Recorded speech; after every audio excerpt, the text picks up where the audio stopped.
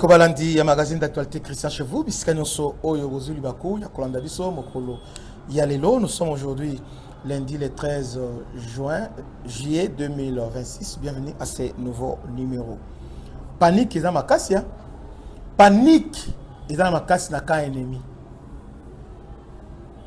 Paul Kagame a surpris. Ça, on doit se le dire. Il est surpris, il ne pensait pas que le FRDC va réagir bongo. Je crois aussi qu'il y a beaucoup de zones d'ombre dans ce qui se passe dans Haut Plateau. Et penser que après chute, il y a point zéro. Ils vont progresser rapidement. Tanganyika, il y a province, mais dans la région Tanganyika, parce que il y a aussi la localité à Tanganyika, le secteur à Tanganyika, pensez contrôler tout ça, ils avaient tout prévu, tout planifié. Mais le FRDC les a surpris parce que il faut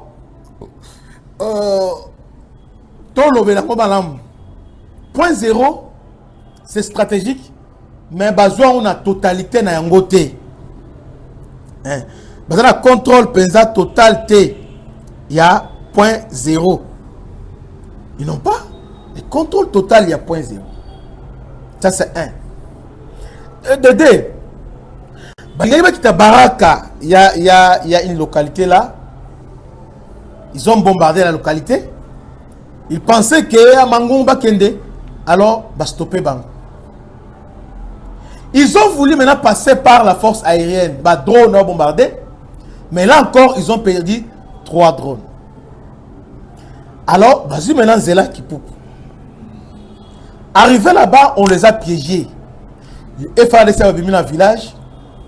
C'est un affrontement boé. Il y a pour massacrer la population. Pourquoi c'est là-bas FRDC? Le FRDC s'est semblé au Bima. C'est clé bango. Tombé dans le piège. Quand ils ont compris le pillage, ils ont sorti vite. Les Ouazalendo va se réinvestir, va récupérer. Maintenant, les lots, il y a une armée rwandaise parce que sur le plan aérien, moi, je suis un drone exaté. Exaté. Moi, je suis un drone exaté. Vous voyez? Dès qu'on a la vitesse, on a drone. Moi, je suis un drone modèle exaté. Moi, je suis un drone exaté. Maintenant, qu'est-ce qui va se passer? Pour récupérer. Entre-temps, abandonné déjà, porte-parole, le billet, non, qui peut prendre un bon abango, tout ça. Mais pesa boé, betami le kona banyao. Bazongi. Maintenant, le FRDC, bâtit ceinture. Ils ont, cette fois-ci, on a anticipé. Là, je aimais. Bien que c'est tard, mais nous avons au moins anticipé. Première anticipation, Zanini. Nous savons qu'il y a frontière naturelle entre la Kiste, entre le Tanganyika et au plateau. C'est comme ça maintenant, placer maintenant bateau. Bateau on a rapide. Et ça, mon côté, plusieurs qui sont visibles. Et puis non seulement il y a des commandos lourdement armés qui sont là. Maintenant la patrouille. On a lancé la patrouille maintenant, la Kiste, pour ne pas dire maritime. Patrouille la Kiste. Sur les lacs Tanganyika. Parce que Baraka pour profiter de la bonne. Mais maintenant, le FRDC a parti maintenant à lac. Tellement qu'il va y contrôle maintenant il y a lac au travers de Baspi. Attends aujourd'hui, ils auront les difficultés parce que le FRDC va attaquer à partir il y a lac. Donc maintenant, ils sont maintenant en difficulté. Même Baraka, comme ils sont permis parce que Baraka maintenant est appuyé par la force marine aux Ezali sur les lacs Tanganyika. Depuis Kala, souvent idée Oyo, depuis la Kivu, Goma n'est Kouyate. Goma n'allait pas tomber. Voyez. Alors, arrivé Éric Prince a renforcé présence naïe en troupes et aussi dans matériel. Parce que là, on parle de ceux qui ont traversé Grand Gatanga et que ça moi passe pendant au gérer. Alors, tous les moyens, nous sont bâtis. Bon, même Russie. La Russie a envoyé un message. Ah non. Au moins la guerre Oyo. Guerre Oyo, nous kende. Ceux Congolais, ils comprendre yango te. Ba engin guerre Oyo à Italie. La Russie. Est-ce que nous avons réussi à lobby? Russie a commencé par accuser le Conseil de sécurité, à accuser les Rwandais. À lobby, Ukraine. Ba arme oh ils ont dans Congo kuna. Ah tout ça va faire les armes tout ça te. Donc comprenez que te. Talent Ukraine parce que Ukraine actuellement ba ma casse la drone.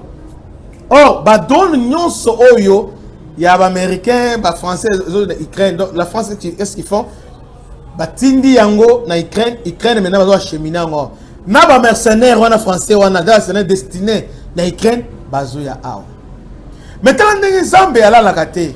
Dieu ne dort pas. Vous savez le sénateur Oyo sénateur nan Oyo auto kufa avant-hier américaine. Sénateur wana aza allié à makasi ya Ukraine et par ricochet Paul Kagame. Un allié Yamakasi ya Paul Kagame. Aouti Ukraine, Babet Katia, Foba Sancho, tout ça. C'est lui maintenant, parce que c'est lui de Azalakola a plaidé pour le Kagame. Si Kagame trompe à zone maintenant qu'on c'est cet homme-là qui était là avant de plaider, Botika l'État, Bossalanini, tout ça, Botika Tan, Botika Bo, c'est lui. Mais Aouti Kotika Bisso, et c'est moto et c'est un. Dans la foulée, il n'y a pas que lui. Roi à Qatar. Papa est prince Oya parce que à Kola qui déjà bon Oya est prince héritier à Koufi. Na minute on va la zakuna. Tellement on est salami entre les 15 pétos et les 15 il doit dégager. Donc le sénateur a outil Ukraine a zone Ukraine balamongo pas à Koufi. J'ai oublié son nom. Le sénateur américain a outil Koufi. Donc les messieurs en question, c'est lui maintenant comme ça, c'est lui le parent Kagame, c'est lui qui a convaincu Ukraine, Zelensky, Atina Minduki, Nabalin Awa et pas Paul Kagame. Donc c'est ce qui faisait rage. Alors la Russie, jeudi vendredi la Russie a lobby officiellement non. Bah arme au ce qui se passe au Congo, ce n'est pas Rwanda, c'est Ukraine. Russie a le Conseil de sécurité et puis en répétant que c'est Ukraine qui est au Congo. Parmi appui au niveau au plateau, c'est lui qui a fait que au plateau et quoi il y a 0.0, c'est Ukraine. Maintenant ce que le salam, entre temps Russie a eu importance, il y a Russie a eu importance, il y a au plateau, et puis a eu importance, il y a Moba, Bakatanga, tout ça, et bien pour na comment ça s'appelle? Minerai au bassin, au américain. Donc, il y a une importance dans le malam. Tout liker, tout partager. Il y a une importance. Maintenant, qu'est-ce que les Russes vont faire? Les Russes habitaient. Ceux qui vont traverser la France, à zone iranienne, il y a Katanga. Parce que la France, maintenant, iranienne, ils ont na Niger, puis Mali. Déjà, on a déjà bloqué, ici, à bloquer. Maintenant, ceux qui ont joué iranien, à part où il y a au salé là, ils craignent à cause de l'accès. Donc, nous serons mis à mal. Alors, il y a maintenant la Russie qui vient rapidement faire alliance maintenant avec les Burundi. La Russie, connaissant que nous sommes en partenariat exclusif avec les Américains, moyen aya na Congo balamoko ezate mais ayebi que le Congo a comme allié principal les Burundi. C'est comme ça que la Russie passe par les Burundi. Tant la Russie avec balamoko non, c'est l'Ukraine qui est à la base. Est-ce que vous comprenez géopolitique oyo et zui il y a minéral Congo. Donc c'est la France. La France le fait au travers la France et l'Union européenne au travers l'Ukraine, ba Ukrainien bazo awa et bango na ba polonais c'est eux bazo manipuler ba droit. Et en échange France va promettre Katanga. En tout temps, les Américains regardaient. Ah, ok, ok, nous on attend seulement les 15. Entre temps, les sénateurs, les grands alliés Yakagame, à Kampenaï, il est mort. Entre temps, na Qatar, oh papa, les rois, à Koufi. Maintenant, Kagame est en panique. Dans la foulée, maintenant, à Moni Sikoyo, descente, il y a Black Water. Non, c'est Black Water, à Moni, Congo, Azib anti-drone. Ba anti-aérienne peut azui ba drone ya makasi peut aye ozwa ba bateau de guerre azion ba mobote mi balete misa tout ya ebele bala moko ils ont compris parce que ti ba moji encore ba yaki wana réunion tout ça d'ailleurs tout ba yé nana no se bino ok bateau na ligne nyonso e bana batia mine parce que Minembwe donc congolais parce que autre le baraboyo a bisoté. Mais c'est de part eza Minembwe wana. Yango na tamba jusqu'au point 0 ba créer maintenant ba lobi Minembwe elongwe commune ba bandaki commune. To telemeli bango. Ba longa so commune o miso territoire. Ba lobi na territoire ya haut plateau ya Minembwe. Bon na kango te. Alors maintenant ce que congolais au coste de bato bongo ndengeni. Pourquoi c'est que Minembwe maintenant est comme Skoyo et comme maintenant zone moko aux autres pression sur Tanganyika. Sur Tanganyika. Et n'oubliez pas, les Tutsis sont aussi dans le Tanganyika. Banor Kivu, Sud Kivu na Tanganyika. Vous voyez? Donc, dans le Sikoyo, Ndenge Baris, Yangwana Baris, depuis Félix Aza pouvoir. Ministre des Affaires étrangères, il y a Russie. Atika Onyata. Ah, ouais. Atika la Wayate. Mais, du coup, Mbalamoko, chef de diplomatie, Russe, allez, Maman Bujumbura. Est-ce que vous ne voyez pas? Non seulement si vous ne voyez pas, est-ce que vous avez qu'à un moment donné, guerre, ça fait une semaine. Dans la rapidité au roi dans la façon Oyo, Babano bombarder chaque jour. Mais osons montrer que si vous ne voyez pas ça, et la Russie maintenant à côté Yango. Russie a fait le mise parce que la Russie a compris Ukraine maintenant faut guerre Oyo donc Ukraine a s'allié à Rwanda contre. Ok, on va voir maintenant. C'est comme ça que la Russie maintenant va Kemba ou na Bujumbura. Parce que on va traiter la chose directement vous êtes. Parce que les Américains, au monde, ils ont intérêt, tout ça, bon. Qu'est-ce qu'on va bloquer à partir de Bujumbura. C'est pourquoi on avait l'information. On a vu ce belé, confirmé par Jean-Claude Moubenga. Il avait lui aussi parlé de ça. Jean-Claude que je salue. Alors, on a vu que le brouillard est stoppé et où na Burundi. Maintenant, on se pose la question. Burundi a Zimbongo wapi? Aziba moyen wapi? Yakosomba babrouillard. Donc, la guerre au Nengezo Bundama, il y a maintenant, et la guerre moko, il y a moins de temps dans awa, dans un bête sur la vie dans la teme, dans un bête dans la réalité au Zolika. Parce qu'à un moment donné, nous sommes dit, ah mais Félix a la bonne guerre comme le niveau, et l'équipe à niveau Félix. Mais ce qui est vrai, à mon Amboka, notre président, Aza héros Nabiso. c'est notre héros, ils ont mérité parce que dans terme que à Bongoli Maï na ville. Dans terme que match baluki, dans terme que c'est Christian balamoko baluki Christian okomi Sankara bien yo la vérité derrière zo kotela mutu oh te yaya nazomona je vois ce que cet homme a fait. Peut-être écoyer banate yo comprendre en côté mais asali ya minene. Nous on pensait que surtout on pensait que dès qu'on a eu point zéro et c'est fini. Parce que point zéro n'est pas on a point zéro position stratégique nango. Point zéro est un moyen plateau. On moni est un moyen plateau. C'est parmi bangomba non est ba colline. Position de ba colline mais on se compte des collines peut-être souka. Et ça yango na robota quelque chose comme ça. Yango ba colline à Milan.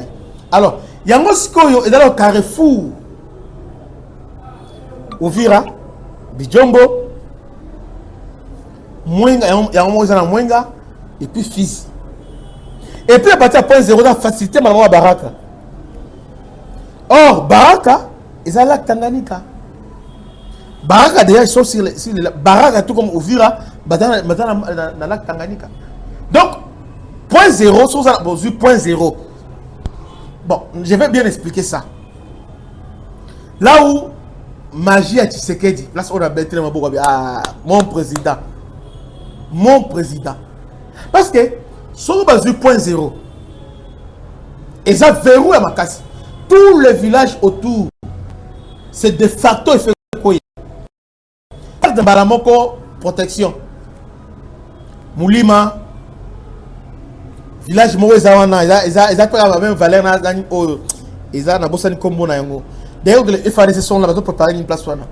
Tous les villages aux alentours. Mais tant point zéro et quoi, ndabo et quoi, au moins il est position statique. C'est-à-dire quelque part les FADC ils défaités. C'est un repositionnement. Il y a un groupe qui décroché. Tant que le groupe s'est repositionné, il s'est senti. Maintenant, les Rwandais, qu'est-ce qu'il a fait? Même jour, on va dire Moulima. Il y a un peu de souka. Il y a une place où on a Moulima et quoi. Alors que terrain est Moulima, ils ont contrôlé. On contrôle ça. C'est-à-dire, aujourd'hui, tout le monde la soutien. Là, et là, on fait mon cousin aujourd'hui, surtout on a appuyé américain avec les Français, les Belges. Mais les autres Tanganyika qui crié. Mais les Américains regardent. Quand on a lié, tous on a lié. Bango bazu Qatar, c'est tozu Émirats Arabes Unis, Dubaï. Tozu Émirats Arabes Unis, na États-Unis, donc triangle des États-Unis, Émirats Arabes Unis. Turquie, Turquie, l'habité, on a fait la commerce. On a fait un bon, on a eu un que là. Donc, guerre Oyo, et dans l'implication à ma casse. Alors, j'ai fini ce que je disais dans le baguette. Russie à Kotikop Oyo. À Kotikop, Russie à Yembang, parce que intérêt n'a menacé. Russie à côté de intérêt zani. Russie à ce moment-là, ceux qui Rwanda, bah si totalité il y a une totalité. Il y a totalité il y a Fizi, mais Fizi, Mwenga ainsi que Uvira. Là maintenant il y aura un problème. On sait que sur le plan géopolitique, hein, or on a or paysan en gogo, or paysan bon belé et ça va financer l'Ukraine. Dédé Sobagati Katanga Bamanono Bamoba. Là ce sont des Bamanono Moba Baniwana déjà une fois bazu à côté wana il y a un mal deal il y a États-Unis parce que États-Unis dit naé première mine ezaki o ya lithium ils en a Manon. Les grandes mines c'est à Manon. Tédé ça va traverser à Barosasko na possession à Iranium. Ils ont tout prévu. Ils avaient tout prévu. Bazou Iranium les France maintenant bah oh c'est comme la Ukraine dans la possession. C'est comme ça maintenant la Russie a anticipé. À l'habiter, il faut maintenant qu'on bloque l'Ukraine. Comment les bloquer? Alors maintenant, bah, brouillage, vanille, tout ça. Alors parce que GPS, parmi les pays Oyo, Bazama Kassi, na brouillard, brouillard, c'est la Russie. Les pionniers à brouillard sont des Russes. Parce que moi, c'est la GPST. C'est pas GPS. Alors, dans le clin d'œil, ils ont réussi maintenant, il y a que clouer les drones. Non seulement clouer, tu vas clouer les drones. Là, ils utilisaient TBD, ils allaient Qatar, TBD et TB3. Oh, ils craignaient, parce que TB3, ils craignaient, ils utilisaient contre les risques. Maintenant, c'est quoi? Les Américains vont ordonner. Ils ordonnent maintenant na Émirats Arabes Unis rapidement. Allez, livrez. Parce qu'on va en Kissi. Un drone, un méga drone. Allez, et tout allez, Bokende. Eh bien, Nayo Kate. Et moi, soit. Mais il n'y a pas une solution intermédiaire. Soit vous savez n'abamo, soit on perd. Ok. Ils sont là. Ils sont là. On a vendu Kimia. Mais on se dit, mais on parle que tu habites, il y a des Kimia, vendu Kimia. Oui. Il y a un moment où on a il n'a pas paniqué. Il n'a pas paniqué. De ce côté-là, bravo, Mokonzi Mboka. Là, côté de la Syrie. Maintenant, na minute Oyo, les Rwandais, basent dans l'équation. 1. Dans 2 jours, c'est le 15, date victoire. Pour les retraits. De 2. Maintenant, avec ce scénario, bah, prévoyez qu'il y a un côté. C'est comme ça au niveau de Rwanda. Là, bonne information, au niveau de Rwanda, on a fait remaniement rapidement. Parce que le général qui était là, c'est lui qui était na Mozambique. Oh, bah, Tindege, allez, balamoko, allez, bengani, balamoko. Allez, bengani, changer, bah, général. Comment on prévoit que le roi n'a pas été comment au monde a donné un renseignement à radar, ils n'ont pas vu ça comment. Et puis, ils n'ont pas prévu ce scénario parce qu'il a échoué. Problème c'est point zéro baraka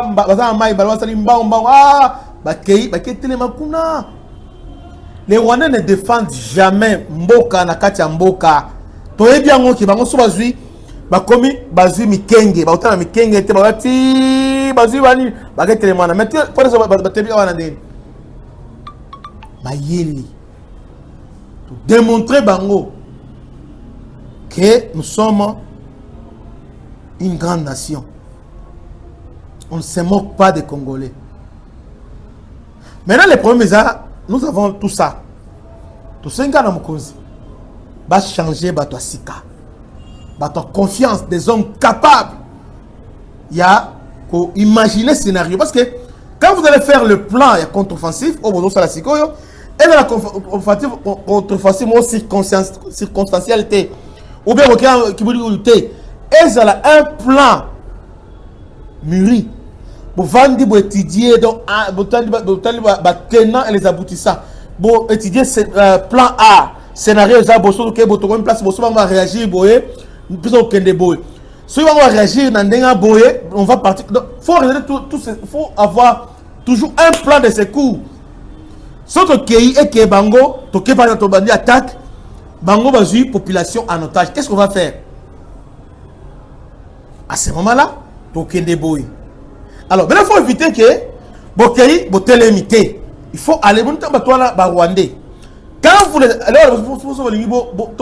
Rwandais, commencez par déstabiliser Bango. Moni au plateau. Guerre des Akunate. Commencez par il y a Idieu. Bombarder Idieu. Bombarder Baruchuru. Bombarder liaison. Contrôler la Kivu. C'est fini. Liaison et Katani. Contrôler la Kivu, c'est fini. La Kivu. Maintenant, on va dans Burundi. À partir de Burundi, Telemi va contrôler Kamanyo. Parce que Kamanyo, Rugama, le quartier, moi, je dis, ouais, Rugama. Bouregama, et choses comme ça. À partir de Kuna. Parce que, quand la paix, à partir de Bouregama, quand la paix, donc, une fois, vous déstabilisez, place, vous cibler, biscan sur renfort et au taka. Parce que, les autres, vous bombardez, même des jours à bombardement, renfort et ya. Parce que ceux qui sont là, vous en débandade. Maintenant, il faut déjà prévoir déjà que renfort et que la place boyer. Puisque renfort, il fallait maintenant cibler, vous bêtez, vous allez renfort de route. Il ne faut pas que ça soit manière isolée, vous bombardez, vous avez constaté. Nous allons répéter. Moi, je pense que guerre, il y a au plateau. Il faut le faire en deux temps. Même toi, il faut lancer une offensive simultanée. Vous lancez dans Lubero, vous lancez dans Massissi, vous lancez dans la plaine de Rosisi, et vous lancez Kuna. Maintenant, vous allez la charger. Maintenant, à défaut, il y a qu'on lance offensive simultanée. Moi, je crois que drone autozu, il y a un drone moko, il y a frappé à distance à Moulay. Alors maintenant, il y a un drone à reconnaissance. Il y a un drone à carte de surveillance. Là, vous êtes d'accord avec moi. Alors, le drone est surveillé la Kivu. Et surveillé, il y a Idiou. Place base dans les alliés. Et surveillé. Et surveillé Kamanyola. Si vous bloquez Gawana, c'est fini. Et puis les deux, les Ouazalendo qui sont autour Yakavu à l'expression. Donc il faut mettre pression au Takavumu, au Kamanyola. Vous les menacez Mbalamoko. Maintenant, qu'est-ce que nous faisons? Ceux qui au plateau, il faut lancer simultanément. Bon, je ne suis pas expert. Bon, tout ce que j'ai dit, ils ont sous réserve. Hein? Sous réserve, parce que ceux qui me suivent, il y a des experts en matière. Hein? Et puis il y a aussi des militaires, des généraux qui nous suivent. Alors, tout ce que j'ai dit, nous avons sous réserve. Hein? Parce que nous avons une connaissance limitée. Là, il faut reconnaître ça. Je reconnais ça volontiers. Et je sais que dans tout ça, et ils ont les renseignements, tout ça, mais on est en train de faire la réflexion. Parce que là, parce que nous ne voulons pas avant drone égale après drone. Nous voulons un bala oyo, balé la mnogamboka. Balé la mnogamboka. Balé la mnogamboka, mon likoro, balé la. Attends, bien balé yambala o balé la. On a zone dansement peuplé, zone dansement peuplé. Balé la. Balé la. La guerre, il faut le faire. La guerre. A été pour la Congo TT. La Russie a été pour la Congo TT. La Russie a vu manœuvre à France. Parce qu'en réalité, les Américains sont ici. Ils ont intérêt d'avoir tout le monde ici. Est-ce que les Russes ont intérêt nini à y aider les Américains? Ils ont intérêt à la tête. Dans la minute où ils ont alliance, il y a Hérode, na Pilate. Bravo ma Jésus. Donc alliance c'est circonstante. Ukraine, Trump a lui Ukraine, nous comprendre a été proposé à Zoboye. Donc Macron dans la Simawana, naba j'aime sous Kende, il faut c'est que des occasions, to lakisaye, mon dit c'est que to lakisaye, on lakisaye. On a kelele, voilà que ça est. Ya serara. Ye asekaka. Asekaka. Mais en bosalaka. Et là on a reproché à Valentin. On n'a pas d'habitude mon Valentin, mais sinon t'es à penza mettre plein. Mettre plein. Mettre d'ici là, beaucoup de monde en a collé là. Beaucoup de monde va pleurer. Il pleurait. Il va pleurer. Alors, je disais, oui, c'est vrai, il y avait de quoi s'inquiéter. Mais là, petit à petit, tous ont en confiance. Maintenant, et où me la observation et où me la comme pour lancer offensif, allez-y. Bobe Tango Dada, point 0, Mikenge, Rugezi, Alitoye ce qu'on a minembwe. Yambala Oyo, ok, vous allez qui. En fait, dans le plateau kuna, il y a Minembwe, Mikenge, Bijombo aussi, hein. Il y a Bijombo, il y a Rugezi, il y a point 0, la zone stratégique, il y a un haut plateau. Stratégique. Mais tous ces gens, tous les zones sont des villages. D'ailleurs, pour tous les villages modernes, ils habitent village parce que sur le plan militaire, ils ont une importance. Mais ils sont des villages. Mais vu leur proximité na yango, na lac Tanganyika, des eaux revêtir une importance stratégique. Voyez, c'est ça. Donc voilà l'info du jour. Entre temps, je vous informe que Katoy, la localité stratégique de Katoy, est sous contrôle. Il y a FARDC et les Ouazalendo. Et l'armée rwandaise, toujours dans ses manœuvres dilatoires et aussi dans sa distraction, a bandé qu'on s'est retiré dans 4 localités dans Walikali. Là maintenant, pour la colère, les Américains pour dire que non, on s'est retiré. Non, c'est faux, bah c'est retiré, mais bah c'est repositionné. Balongwe, bah côté Bamsou qui est à Limbongo, Bamsou qui est Ruchuru. Voilà. Donc Balongwe na Bouleusa, Banin, tous les 5 villages qu'on a, ils ont quitté, bah c'est repositionné. Donc le FARDC et les Ouazalendo bah réoccupé. En même temps, dans ma Sissi, on a répété Katoy, dans haut plateau, ils ont essayé Kipupu et Sibité, le FARDC, bah repousser Bang. Voilà l'actualité du jour. Salutations à Pichou Mobala Magali, Venabiso, le secteur, chef coutumier à Tchangou, l'honorable M. Blaise Ditounizi, Bambo Tebele. Que Dieu vous bénisse. C'était votre âme serviteur, le bishop Christian Lao. À la prochaine. Ciao. Bana Congo, bino batu bozana besoin ya kutonga banda kuna bino. BM échafaudage, ezopesa bino, planche, shell, sécurité, marzimal et lenda. L'air mutamati, mutakokwe ya te. Yabiso, isa na ba norme européenne. Yabiso za ya ba chinois te, ya ba indien te, ya ba libanais te. Un bus sera mis à votre disposition. BM échafaudage. Plus de 3500 mètres disponibles. Contact. Maman Nangaye. Du nouveau à Kinshasa. Place Yassur. Les amoko na immeuble Emma. Des arabes normes. Standard. International. Egoyamba. Batunyoso. En famille, en couple. Salon VIP. Et salle à manger, salle de bain confort et magistral et des chambres à coucher, cuisine Kafou. Sécurité, usa assuré. Connexion internet illimitée, Facebook, TikTok, WhatsApp. Et à Ophélie, groupe électrogène 24h/24h. Courant et Kindakate. La immeuble Emma. Notre adresse dans la commune de Kalamou, quartier Yolosi, avenue Balinga, numéro 9. Soyez les bienvenus. Immeuble Emma.